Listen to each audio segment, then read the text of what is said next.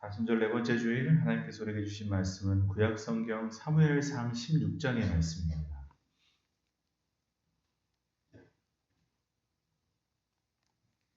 사무엘상 16장 11절부터 13절까지의 말씀, 11절부터 13절까지의 말씀을 봉독해 드리겠습니다. 또 사무엘이 이새에게 이르되 내 아들들이 다 여기 있느냐? 이새가 이르되 아직 막내가 남았는데 그는 양을 지키나이다. 사무엘이 이새에게 이르되 사람을 보내어 그를 데려오라. 그가 여기 오기까지는 우리가 식사자리에 앉지 아니하겠노라. 이에 사람을 보내어 그를 데려오매 그의 빛이 붉고 눈이 빼어나고 얼굴이 아름답더라. 여호와께서 이르시되 이가 그니 일어나 기름을 부으라 하는지라. 사무엘이 기름 불병을 가져다가 그의 형제 중에서 그에게 부었더니 이날 이후로 다윗이 여호와의 영에 크게 감동되니라. 사무엘이 떠나서 라마로 가니라. 아멘. 여러분도 보셨는지 모르겠지만 모세와 출애굽기의 이제 내용을 다룬 애니메이션 이집트의 왕자라는 작품이 있습니다. 이제 좀 시간이 좀 된 것 같은데 이 내용은 그 제목처럼 이집트의 왕자로 살았던 이 모세가 자신의 동족을 괴롭히는 애굽 사람들을 죽이고 그 일이 발각되자 무서워서 이제 미디안 광야로 도망하는 출애굽기에 나오는 그 내용 그대로를 이제 담고 있는 내용들입니다. 이제 미디안 광야에서 내 인생은 끝났다. 나는 이제 살인자고, 나 이제 다시는 돌아갈 수가 없다. 나는 인생의 실패자다라고 포기하고 있는 이제 모세에게 이제 그의 장인으로 나오는 르우엘, 이드로라는 사람이 이제 노래를 불러주는 장면이 나옵니다. 제가 참 좋아하는 노래인데 그 노래의 제목이 그렇습니다. 너의 인생을 하나님의 눈, 하늘의 눈으로 봐라. 라는 이제 노래를 부르는데 이 노래의 가사는 그 제목처럼 하나님의 눈으로 우리의 인생을 봐야 우리가 정확하게 볼 수 있다라는 그런 가사의 내용을 담고 있습니다. 지금 당장은 네 인생이 어두워 보이고 네 인생이 검정색인 것 같지만 인생을 전체로 하나님의 눈으로 바라보면 그 검정색일지라도 어두워 보이는 그 순간일지라도 나중에는 그 아름다운 그림 속에 중요한 부분을 감당하고 있는 조화를 이루는 아름다운 색깔이 된다. 그러니 지금 포기하지 말고 지금 당장의 그 검정색처럼 보이는 너의 인생의 자리에서 더 크게 인생을 바라보고 하나님의 눈, 하늘의 눈으로 삶을 바라보는 지혜를 가져라 라는 이런 노래를 이제 부르는데 사실은 그렇습니다. 진짜 우리가 우리의 인생을 정확하게 보려면 하늘의 눈, 하나님의 눈으로 봐야 됩니다. 우리가 땅의 눈으로 바라보면 안 보이는 것이 하나님의 눈으로 보이면 보일 수 있고 또 하늘의 눈으로 바라볼 때 또 보이게 되는 줄로 믿습니다.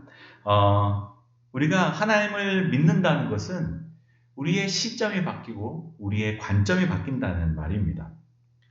믿음을 가졌는데 우리의 관점이 달라지지 않을 수 없습니다.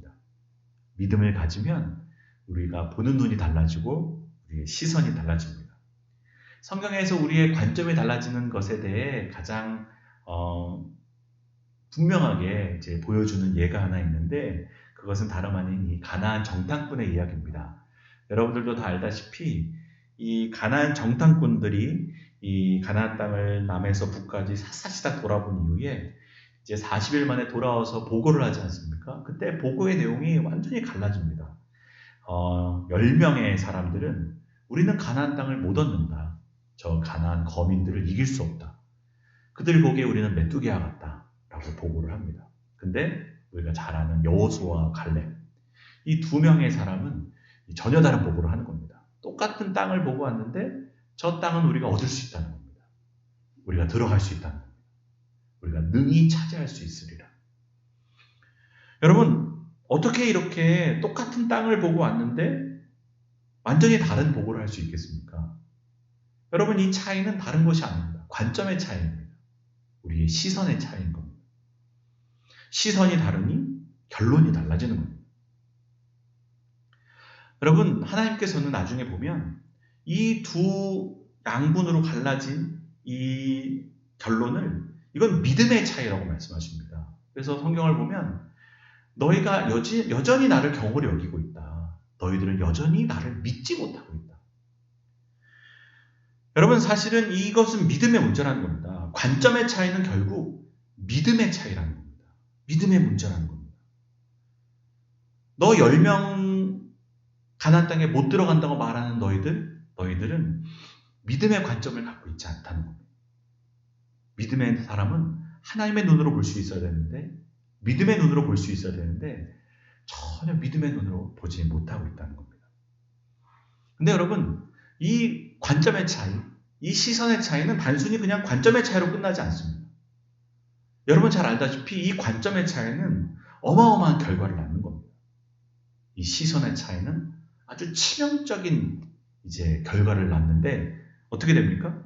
진짜 그 10명의 정탐꾼의 이야기를 듣고 사람들이 원망하고 우리 가나안 땅에 못 들어간다고 좌절했던 수많은 사람들이 한 명도 가나안 땅에 들어가지 못합니다. 여러분, 관점의 차이가 그들에게 결과로 나타나는 겁니다. 그들은 40년간 광야를 방황해야 했고 거기서 원망했던 출애굽 1세대들은 다 죽습니다. 아무도 가나안 땅을 밟지 못합니다. 단순히 믿음으로 보지 않은 건데 이게 어마어마한 결과를 낳는다는 겁니다. 유일하게 이 여호수아와 갈렙만이 믿음으로 본 두 사람만이 가나안 땅에 들어갑니다. 여러분, 관점의 차이는 큰 차이를 만듭니다. 여러분, 이 세상에서도 변화와 혁신을 얘기하는데 변화와 혁신을 이루려면 먼저 시선과 관점을 바꾸라는 말들을 합니다.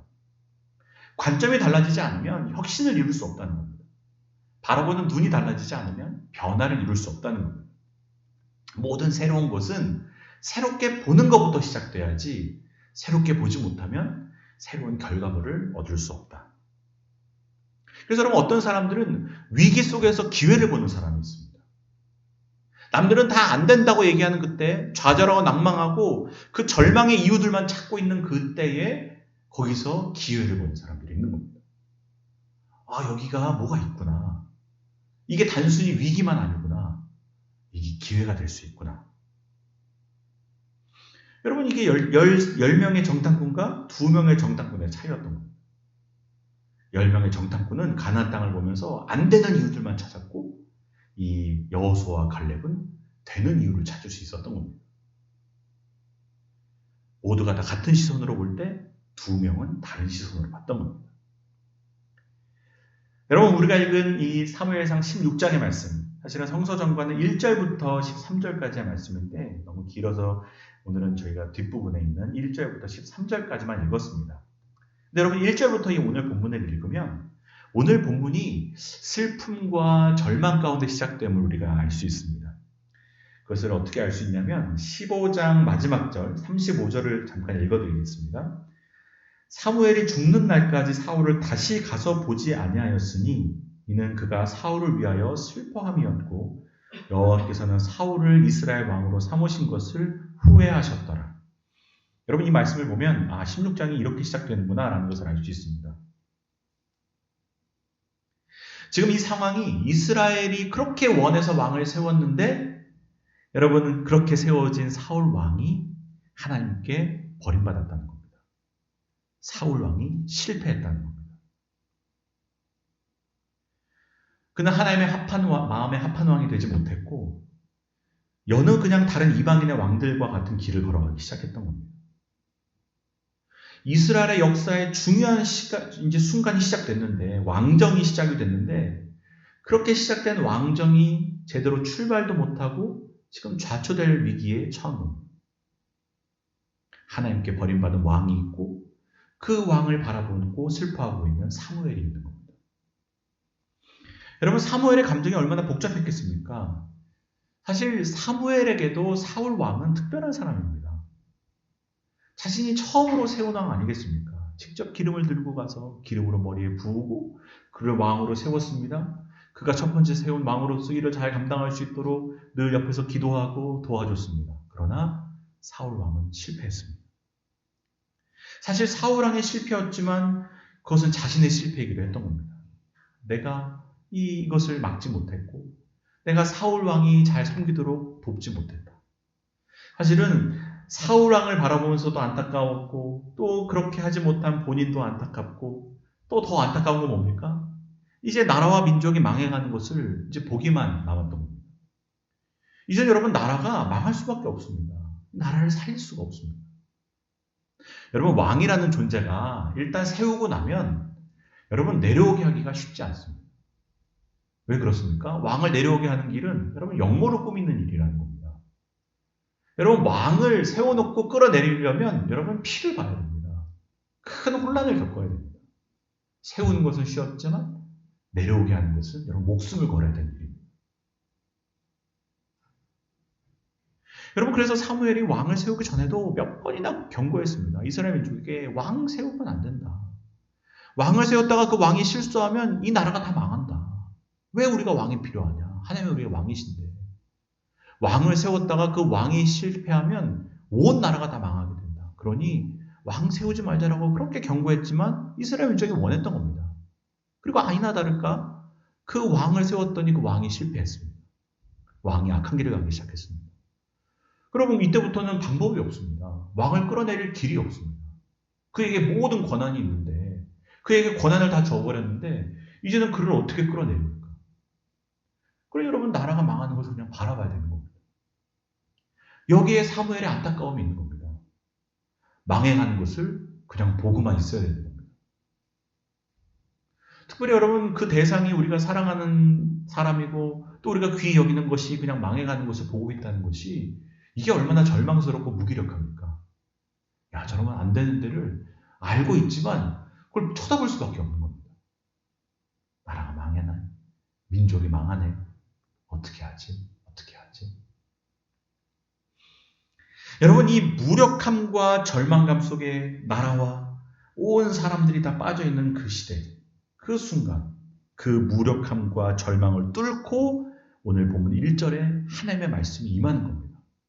마치 창세기의 흑암과 혼돈 속에서 하나님의 말씀이 그 흑암을 뚫고 나와 빛이 있으라 하실 때 빛이 있었던 것처럼 오늘 이 16장 1절은 그 절망과 슬픔 상황 가운데 하나님의 말씀이 그 절망을 뚫고 사무엘에게 임했다 라는 것으로 시작이 되는 겁니다.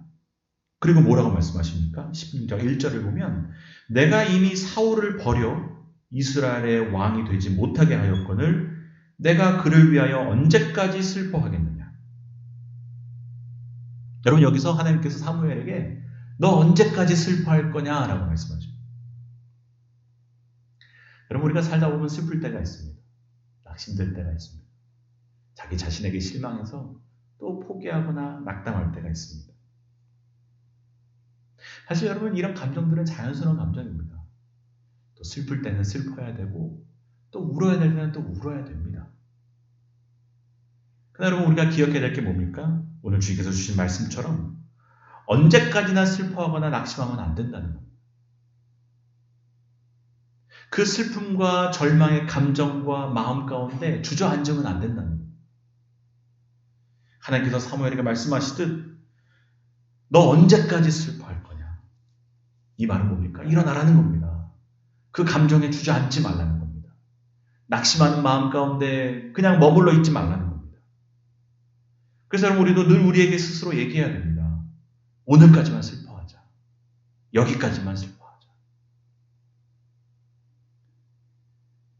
여러분 저도 저 스스로에게 그렇게 얘기할 때가 있습니다. 이제는 나가야지. 이제는 앞으로 가야지. 여러분 저도 막 제 스스로에게 영어를 써서 죄송합니다. Move on. 나가야 된다.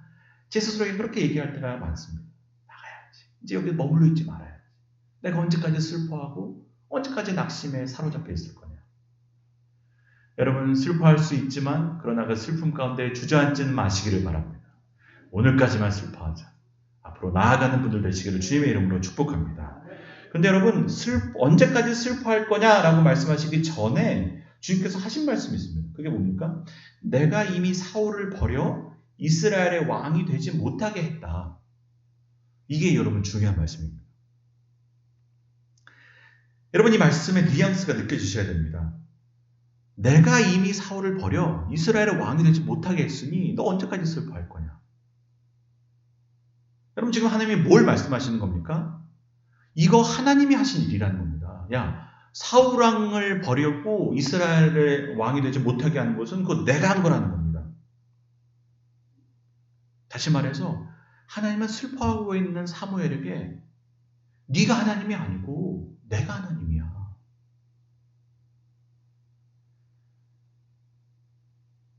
너가 걱정할 일이 아니라 이거는 내가 한 일이야. 라고 말씀하시는 겁니다. 사무엘이 나라를 걱정하는 것도 알고 이 민족의 앞날을 걱정하는 것도 아는데 착각하지 말라는 겁니다. 내가 너보다 이 민족을 더 사랑하고 내가 너보다 이 나라의 앞날을 생각한다는 겁니다. 여러분, 우리도 때로 착각할 때가 있습니다. 걱정에 빠지고 슬픔에 빠지면 내가 하나님 자리에 가서 앉는 겁니다. 내가 하나님보다 자식을 더 걱정하는 줄 아는 겁니다.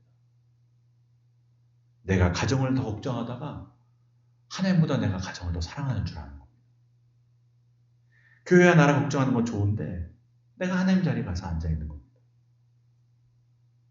그리고 하나님께서 나보다 내 자녀를, 하나님께서 나보다 내 가정을, 하나님께서 나보다 내 교회와 이 나라를 더 걱정하고 사랑하신다는 것을 잊는 겁니다. 나만 걱정하는 것처럼, 또 내가 뭘 해결해야 되는 것처럼. 그래서 여러분, 내가 없으면 이 교회가 안 될 것 같고 내가 없으면 뭐 안 되는 것처럼 착각합니다. 그래봤자 아무것도 못하면서. 여러분, 사무엘이 걱정하지만 뭘 할 수 있습니까? 사무엘이 슬퍼하지만 뭘 할 수 있습니까? 걱정만 하지 아무것도 못할 사람이면서 그냥 슬픔에만 빠져 있는 겁니다. 여러분, 사람이 슬픔과 걱정에 빠지면 하나님을 보지 못합니다. 하나님께서 일하고 계심을 잊어버리는 겁니다.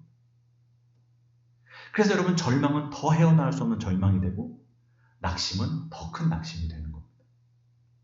앞에서 봤듯이 10명의 정탐꾼들, 눈앞에 보이는 거대한 가나안 족속과 또 그것을 바라보는 자신을 생각하니 여러분, 더 절망하는 겁니다. 더 절망의 이유만 찾아지는 겁니다. 지금 하나님은 이 말씀을 하시면서 하나님을 보게 하시는 겁니다. 네가 한 일이 아니야. 내가 한 일이야. 내가 아무 대책도 없이 이 일을 했겠냐? 너 왜 나 생각 안 하냐? 너가 지금 나를 안 바라보니 슬퍼하는 거야. 네가 나를 안 바라보니 걱정하는 거야. 이 백성을 내가 더 사랑하지. 이 백성을 향한 계획이 나한테 있지. 내가 아무 생각 없이 이렇게 하겠냐? 이 민족이 가는 길을 내가 알지 너가 알겠냐? 너의 가는 길도 내가 안다. 너는 몰라도 나는 안다. 나를 봐라, 나를 봐. 나를 생각해라. 내가 일하고 있고 내가 이미 예비하고 있고 내가 앞날을 준비하고 있다는 겁니다. 여러분, 우리가 낙심하는 이유는 다른 게 아닙니다. 우리가 못 보기 때문입니다. 우리가 하나님을 볼 수 있으면 우리가 왜 낙심하겠습니까? 우리가 낙심하는 이유는 우리가 한 치 앞을 모르기 때문입니다. 내일 일을 모르기 때문입니다. 한 시간 뒤의 일을 모르기 때문에 낙심하지, 우리가 다 볼 수 있으면 왜 걱정하겠습니까? 우리는 못 봐서 걱정하는 겁니다. 안 보여서 걱정하는 겁니다. 여러분, 눈을 못 보는 시각 장애인일지라도 옆에 믿을 만한, 볼 수 있는 분이 계시면 여러분 걱정할 일이 없는 겁니다. 우리 교회도 우리 박 장로님이랑 황 권사님 늘 교회에 오시는데 여러분, 박 장로님이 늘 황 권사님을 이렇게 탁 부축하고 오는 겁니다. 걱정 없는 겁니다. 내가 안 보여도 볼 수 있는 분, 내 옆에서 나를 붙잡고 있는 분이 있으면 걱정할 필요가 없습니다. 위험이 와도 피할 수 있게 해주는 겁니다. 계단이 있다, 횡단보도가 있다, 앞이 있다. 그럼 그걸 붙잡고 그냥 따라만 가면 되는 겁니다. 나는 오히려 안 보이니까 위험이 와도 걱정이 없습니다. 오히려 내 옆에 있는 분이 걱정하지. 여러분, 안 보이는데 뭐가 걱정합니까? 위험이 와도 모르는데, 앞에 뭐가 있어도 모르는데, 내가 걱정할 일이 아닙니다. 내 옆에 있는 분이 걱정하는 겁니다. 여러분, 그래서 우리가 한 치 앞을 모르는데 한 치 앞을 못 보는 우리가 확인할 것은 다른 게 아닙니다. 내 옆에 누가 있는지만 확인하면 되는 겁니다. 내 옆에 계시는 분만 확인하면 되는 겁니다. 그리고 그분에게 맡기면 되는 겁니다. 그럼 걱정할 일이 없는 겁니다. 내가 못 봐도 걱정할 일이 없습니다. 안 보이면서 보는 척 할 필요 없고, 여러분, 내 옆에 하나님이 날 붙잡고 계시는지만 확인하면 되는 겁니다. 하나님 계시죠? 그럼 되는 겁니다. 그럼 그분이 나를 붙잡고 가시는 겁니다. 위험이 오면 피하게 해주시고, 또 어려움, 돌부리가 있으면 건너가게 해주시고. 여러분 이게 뭐냐면 믿으면 하나님을 바라보는 거라는 겁니다. 눈을 들어 하나님을 바라보는 거라는 겁니다. 내 도움이 어디서 오는지만 확인하면 된다는 겁니다. 그럼 그때부터는 걱정할 것이 없습니다. 거기서부터 문제 해결이 시작되는 겁니다. 관점이 변화하는 겁니다. 하나님을 바라볼 때 내가 바라보는 눈이 달라진다는 겁니다. 우리의 시선의 변화, 관점의 변화는 내가 하나님을 바라볼 때부터 시작된다는 겁니다. 여러분 오늘 성서정과에 4개의 본문이 있습니다. 시편 23편도 있고 또 요한복음도 있는데 여러분 오늘 이 성서정과의 본문은 다 뭐와 관련된 본문이냐면 보는 것과 관련된 본문입니다. 여러분 시편 23편은 우리가 잘 아는 말씀 아니겠습니까? 여호와는 나의 목자시니 내가 부족함이 없으리로다. 여러분 이 말씀에 나오는 양은 잘 못 보는 동물입니다. 그렇지만 양이 자기가 잘 못 본다고 걱정합니까? 걱정할 필요가 없습니다. 왜? 여호와가 내 목자시기 때문에. 나는 반드시 푸른 초장에 갈 거고 실만한 물가로 갑니다. 내가 찾아갈 필요가 없는 겁니다. 왜? 목자가 있으니까. 내가 못 봐도 걱정이 없는 겁니다. 요한복음 9장은 무슨 말씀입니까? 나면서부터 보지 못하는 사람이 예수님께서 그를 실로암에 보내서 낫게 하시는 겁니다. 보게 해주시는 겁니다. 이 말씀도 마찬가지입니다. 여러분 우리는 양처럼 또 실로암에 나오는 그 시각장애인처럼 눈을 못 보는 존재일지라도 부족함이 없습니다. 걱정할 게 없습니다. 왜? 선한 목자 되신 주님이 계시기 때문입니다. 그가 나를 푸른 초장, 쉴만한 물가, 실로암으로 인도하실 것이기 때문입니다. 그래서 여러분 그 순간 걱정에 빠져있던 사무엘이 하나님을 바라보게 된 겁니다. 아 그렇지. 이거 하나님이 하시는 일인데 내가 왜 걱정하지? 하나님께서 하셨으면 하나님께서 또 피할 길을 주실 텐데 내가 뭐하러 걱정하지? 딱 하나님을 바라보게 되자 이제는 앞에 있는 문제가 달라 보이는 겁니다. 지금까지는 이게 해결할 길이 없었고 방법이 없어 보였는데 하나님을 바라보는 순간 이 문제를 보는 내 눈이 달라지는 겁니다. 이게 방법이 있는 길이구나. 하나님이 하셨는데 내가 뭐라고 걱정하지? 그렇게 여러분 사무엘이 하나님을 바라보자 여러분 하나님께서는 그를 새로운 이제 눈을 주시고 그에게 새로운 계획을 보여주십니다. 여러분 하나님을 바라볼 때 하나님은 우리의 눈을 열어서 새로운 계획을 보게 해주십니다. 그게 우리가 말하는 비전입니다. 하나님께서 보여주시는 것. 여러분 16절 하반 1절 하반절에 보면 뭐라고 나옵니까? 너 언제까지 슬퍼하겠느냐 하고 하시면서 이제 하나님께서 새로운 비전을 보여주십니다. 하나님을 바라보는 사무엘에게 너는 뿔에 기름을 채워가지고 가라. 내가 너를 이새에게로 보내리니 이는 내가 그의 아들 중에서 한 왕을 보았느니라 하시는지라. 여러분 하나님께서 보여주신 비전을 보게 되는데 그게 뭐냐? 바로 새 왕에 대한 계획입니다. 너 베들레헴이라는 동네에 가서 이새라는 사람 찾아라. 그 집에 아들들이 있는데 그 아들들 중에서 내가 한 왕을 보았다라는 겁니다. 여러분 여기서도 하나님께서 보셨다는 얘기를 하는 겁니다. 우리는 못 보지만 하나님은 보고 계시다는 겁니다. 넌 못 보지. 그럼 나는 보인다. 나는 이미 한 왕을 이제 왕이 될 사람이 내 눈엔 보여. 왜 하나님은 걱정이 없으신 겁니다. 하나님 이미 보셨습니다. 여기서 이제 문제는 뭡니까? 하나님께서 보신 그 사람을 사무엘이 볼 수 있느냐는 겁니다. 하나님께서 여기까지만 얘기해 주십니다. 내가 이새의 아들들 중에 한 왕을 봤는데 그 다음은 내가 가서 얘기해 줄게. 너가 가서 한번 봐라. 자, 이제 사무엘은 이제 베들레헴 가서 이제 이새의 아들을 찾고 그 아들들 중에서 누가 왕이 될 만한 사람인지 이제 확인하면 되는 겁니다. 물론 여러분 이 일이 위험한 일입니다. 왜냐하면 여러분 사무엘은 지금 사울과 등을 졌습니다. 여러분 왕이 버젓이 있는데 또 다른 왕을 세운다는 것은 이거는 역모 아닙니까? 역모. 그래서 여러분 이 일은 위험한 일입니다. 지금 여러분 사울은 사무엘을 이제 유심히 보는 겁니다. 나와 등을 진 저 사람. 그럼 여러분 이제 정보들을 붙이지 않겠습니까? 저 사람은 이제 반체제이자입니다. 이 체제를 반하는 사람이기 때문에 사울이 이제 막 정보원을 붙이지 않았겠습니까? 그러면 이제 사무엘이 가는 족족 다 보고 있는 겁니다. 베들레헴에 가면 저 사람 뭐 하고 있나? 왜 베들레헴에 갔나? 그래서 여러분 사무엘이 이제 2절에 보면 사무엘이 이르되 내가 어찌 갈 수 있으리이까? 사울이 들으면 나를 죽이리이다. 이렇게 얘기하는 겁니다. 그럼 사실 이거 굉장히 위험한 일인 겁니다. 사무엘 같은 거물이 움직이면 여러분 뭐 정보원이 없어도 소문이 납니다. 사무엘이 왜 베들레헴 가지? 사람들이 궁금해하지 않겠습니까? 그러면 그거 다 왕궁에 소문이 들어가는 겁니다. 여러분 그래서 여러분 사무엘이 움직이는 게 쉽지 않습니다. 그래서 여러분 사무엘이 아니나 다를까 베들레헴에 도착하자마자 그 베들레헴의 원로들이 무서워합니다. 왜 우리 동네 왔냐?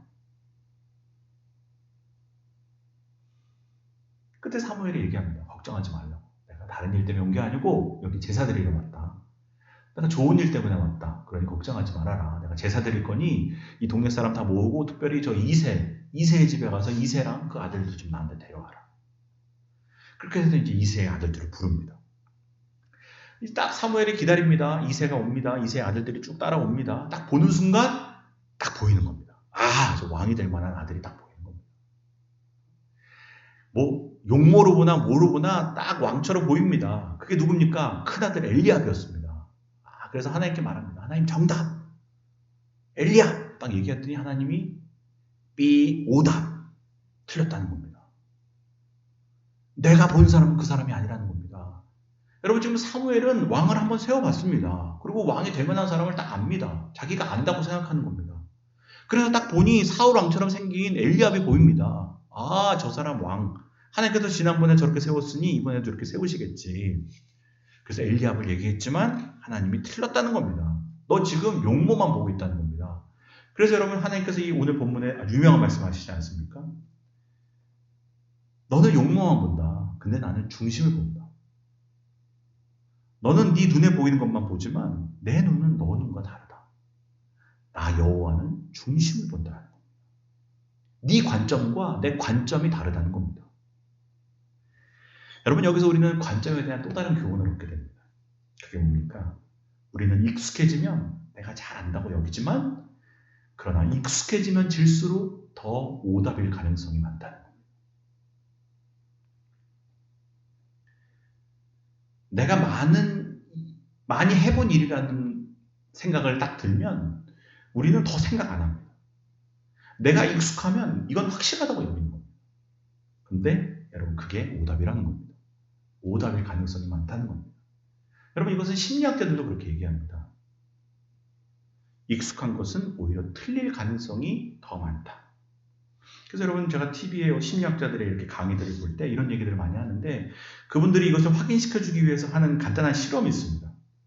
오늘 저와 여러분들이 한번 해보겠습니다. 익숙한 사람이 왜 오답을 말할 가능성이 많은지. 여러분 거북이 아시죠? 거북이를 5번 저와 함께 말하고 제가 하는 질문에 답을 하시면 됩니다. 시작. 거북이, 거북이, 거북이, 거북이, 거북이. 세종대왕이 뭘 만들었습니까?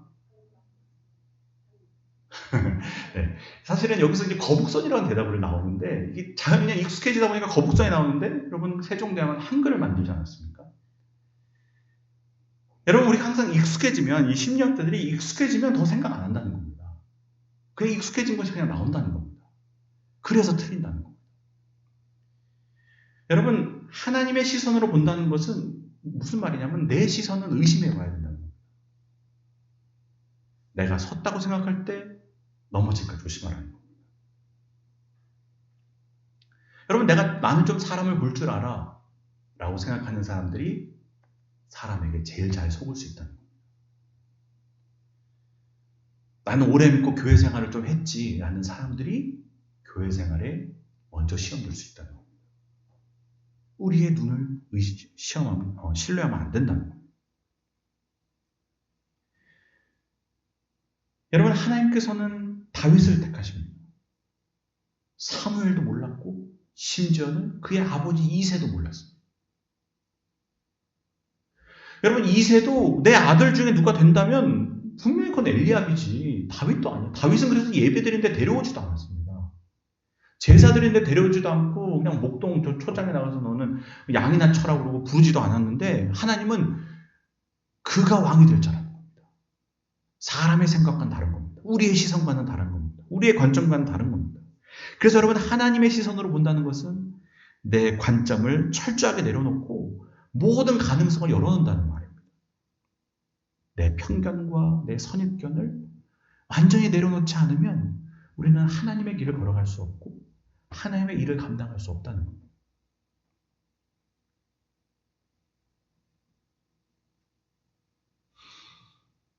여러분, 하나님의 시선으로 보는 사람은 내 시선을 신뢰하지 않습니다. 내 경험을 신뢰하지 않습니다. 모든 일에 항상 아버지의 눈으로 새롭게 보려고 합니다. 내가 1000번을 해온 일이라도 주님, 저는 모릅니다. 저는 잘 모릅니다. 주님, 저에게 보여주시고 제가 이 일을 할 수 있도록 제 길을 인도해 주십시오. 라고 하나님께 맡겨드리는 겁니다. 여러분, 사무엘도 오늘 본문에 자기의 선입견을 내려놓는 겁니다. 잘못했습니다. 제가 잘못 보고 있었습니다. 제 눈을 또 신뢰했습니다. 제 눈을 내려놓고 하나님께서 보여주신 것을 보겠습니다. 그러니 다윗이 보이는 겁니다. 이 사람이구나. 여러분, 우리는 관점이 항상 익숙한 것에 의해서 오류를 범할 수 있다는 것을 성경에 보여주는 겁니다. 그 가운데 드디어 절망 가운데 소망이 뚫고 나오는 겁니다. 하나님의 새 왕이 일어나기 시작하고 이 나라의 새로운 일이 시작되는 겁니다. 우리의 관점을 내려놓을 때 거기에 변화가 일어나는 것이고, 우리의 관점을 내려놓으니 하나님께서 하시는 새 일이 보이기 시작하고 거기에 하나님께서 새 소망의 은혜를 주시는 줄로 믿습니다. 여러분, 오늘 본문은 바로 그 절망 속에서 새로운 일을 시작하신 하나님과 그 하나님의 동역자가 되어 하나님의 눈으로 바라보고자 했던 사무엘을 보여주고 있습니다. 여러분, 우리도 이 세상을 살아갈 때 우리의 눈에 보이는 것이 다 뭡니까? 우리를 절망케 하는 소식들, 우리를 낙심케 하는 소식들만 보이지 않습니까? 뭐 하나 우리를 기쁘게 하는 얘기가 어디 있습니까? 뭐 하나 우리를 소망하게 하는 얘기가 어디 있습니까?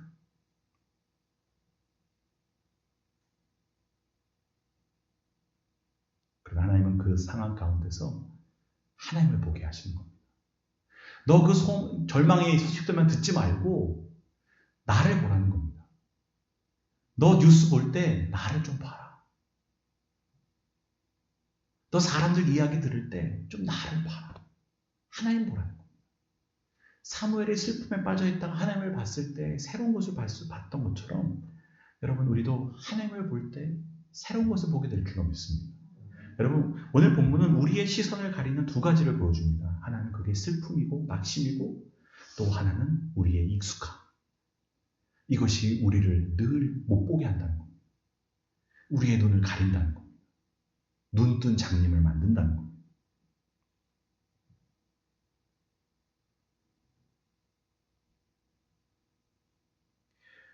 여러분, 우리가 하나님의 눈으로 봐야 됩니다. 하나님을 바라보니 새로운 비전을 보게 되고, 그 비전을 따라갈 때도 항상 우리는 교정을 해야 됩니다. 자꾸 우리는 우리의 익숙한 것만 바라보고 가니까, 지난번에 했던 대로 하니까, 내가 원하는 것만 보니까. 그게 뭡니까? 그게 엘리압입니다. 우리는 늘 엘리압을 선택할 수밖에 없습니다. 내 익숙함을 따라간다면, 내 관점대로라면 우리는 항상 엘리압을 택하는 겁니다. 이게 편한 거니까, 이게 맞는 거니까, 내 눈에 좋은 거니까 자꾸 엘리압을 선택하지만 주님은 그거 아니라는 겁니다. 그거 자꾸 네 관점을 바꿔야지. 너는 맨날 엘리압을 선택하냐. 나는 다윗을 보고 있는데. 여러분, 우리가 항상 교정해야 됩니다. 하나님의 말씀으로 우리의 눈을 교정하지 않으면 자꾸 우리는 엘리압을 선택할 수밖에 없습니다. 자꾸 우리의 눈을 교정하여 우리의 눈에 새로운 것을 보여주시는 하나님의 길을 따라가야 될 줄로 믿습니다. 거기에 변화가 일어나는 겁니다. 관점이 안 변하는데 변화가 없습니다. 우리의 시선이 안 변하는데 새로운 일이 시작되지 않습니다. 너의 생각, 너의 편견을 버리고 하나님의 눈으로 바라봐라.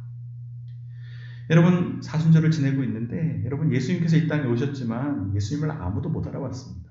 수천 년 메시아를 기다렸지만 유대인들은 다 자기의 편견과 선입견에 다 눈이 가려져 있었던 겁니다. 메시아는 이런 모습이어야 돼. 메시아는 왕의 모습으로 와야 돼. 메시아는 칼을 갖고 와야 돼. 여러분, 메시아가 왔지만 메시아를 알아보는 사람이 단 한 사람도 없었습니다. 모두가 다 눈뜬 소경이었습니다. 여러분, 우리도 어쩌면 아무것도 못 보고 있는 줄도 모릅니다. 여러분, 예수님을 다르게 생각하고 교회를 바라볼 때도 다 우리의 편견과 선입견을 갖고 보는 거예요. 그러니 예수님을 못 보는 거예요. 그러니 교회를 못 보는 거예요. 아무것도 못 보면서 아는 척하면 안 돼요. 내가 못 보면서 보는 척하면 안 돼요. 우리의 관점과 우리의 편견에 갇혀서 새로워지지 못한다. 여러분, 우리가 새로움을 꿈꾼다면 하나님을 바라보시기를 바랍니다. 주님께서 주시는 새로운 눈을 갖게 되시기를 바랍니다. 그렇게 여러분의 삶이 이 오늘 본문에 나오는 이야기처럼 모든 절망 가운데서 그 절망을 뚫고 나오는 소망과 같은 새로움이 여러분의 삶 가운데 새롭게 시작되기를 주님의 이름으로 축복합니다. 하나님의 시선을 갖게 될 때 여러분 오늘 주신 말씀처럼 우리가 다윗을 발견하게 될 것이고 여호수아와 갈렙처럼 새로운 눈으로 바라보며 가나안 땅으로 들어가는 세대가 될 줄로 믿습니다. 기도드리겠습니다. 하나님 감사드립니다. 오늘도 저희들을 주의 전으로 인도하시고 예배드리게 하여 주시며 말씀 듣게 하여 주시니 감사합니다. 우리는 눈을 뜨고 있지만 눈을 감고 있습니다. 다 아는 것 같지만 하나도 모릅니다. 모르면서도 아는 척하고 보지 못하면서도 맞다고 얘기합니다. 소경이 소경을 인도하고 있습니다. 우리를 절망케 하는 이 세상, 우리를 낙심케 하는 수많은 이야기들 속에서 주님, 우리 주님 바라보게 하여 주시옵소서. 하나님을 바라볼 때 우리의 눈에 새로운 것이 보이게 될 줄로 믿습니다. 우리의 심령이 주님을 바라보며 또 주님께서 보여주시는 길을 따라 갈 수 있는 믿음의 눈 허락하여 주시옵소서. 10명의 정탐꾼처럼 눈에 보이는 것만 봐 가나안 땅에 못 들어가는 분 한 분도 없게 도와주시고 주님께서 보여주시는 새로운 것을 보는 새 눈을 허락하여 주시옵소서. 우리의 시선을 교정하게 도와주시고 내가 다 안다고 내가 다 익숙하다고 내 눈에 보이는 엘리야만 바라보고 있지 않게 도와주시고 다윗을 볼 수 있는 눈을 허락하여 주시옵소서. 중심을 보시는 하나님처럼 우리도 하늘의 시선, 하나님의 시선으로 보는 저희들 되게 하여 주시옵소서. 그렇게 하나님을 바라보며 새로운 시선을 갖게 되므로 우리의 삶에 새로운 일이 시작되게 도와주시옵시며 우리 안에 새로운 변화가 시작되게 하여 주시옵소서. 주님의 눈이 우리를 새롭게 하는 줄로 믿습니다. 하나님을 바라볼 때 우리 안에 새로운 일들이 일어나게 될 줄로 믿습니다. 하나님의 비전을 갖게 도와주시고 하나님의 보게 하신 것들을 보게 도와주시사 우리 교회가 새로워지게 하시며 우리의 가정이 새로워지게 도와주시며 우리 모든 젊은이들의 삶이 새로워지는 은혜가 있게 도와주시옵소서. 예수 그리스도의 이름으로 기도드립니다. 아멘.